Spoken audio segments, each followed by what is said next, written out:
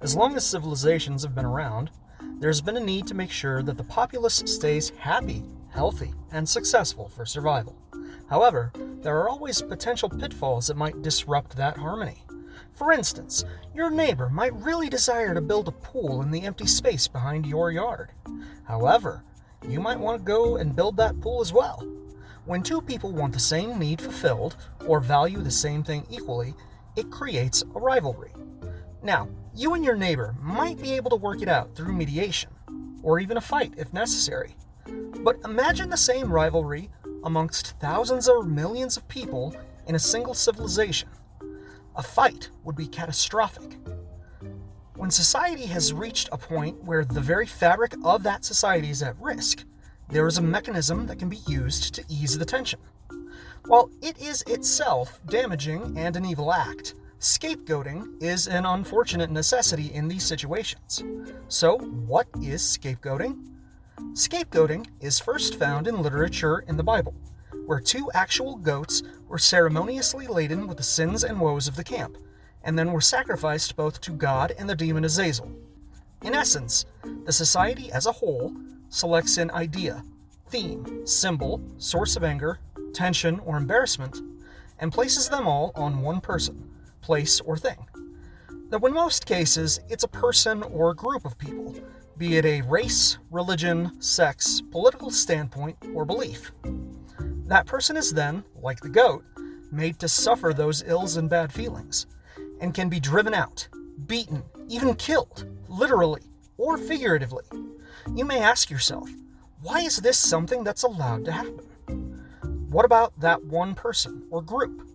Well, the reason it still persists today is that once the scapegoat is driven out, a huge sense of togetherness, solidarity, and unity occurs, followed by people strengthening bonds with others.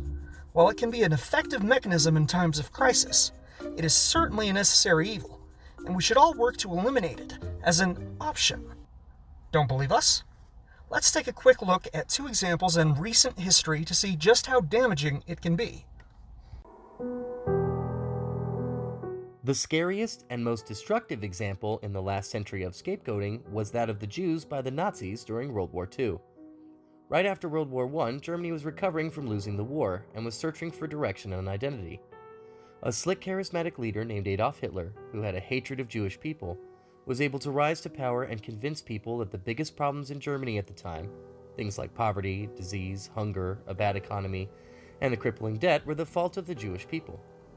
The people agreed, the scapegoat was found, and by the end of the 6-year war that followed, more than 6 million Jews were killed. Fast forward to this decade here in the United States and the recent change in feeling against immigrants from Central and South America as well as Mexico.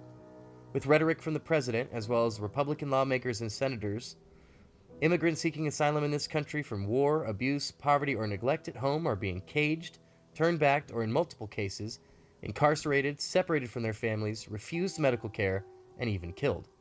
If the scapegoating of immigrants continues and people making their way here for a better life continue to shoulder the unfair blame for this country's problems, history could definitely repeat itself.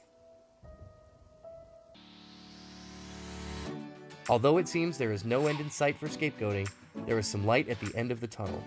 Recent research has shown that there are two potentially effective strategies that could lead to the defeat of scapegoating. First, there is a change in desire. Desire for the same things is the root of the problem with rivalry, so a change in what is desired, for things like money, power, and status, could lead to less rivalry and therefore less need of a scapegoat. The other strategy is developing deep and lasting empathy for the victim. If the society cares more and more about the people or persons in line to become scapegoats, it is less and less likely that action will be taken against them. So please, join us in the fight to defeat scapegoating, and thanks for watching.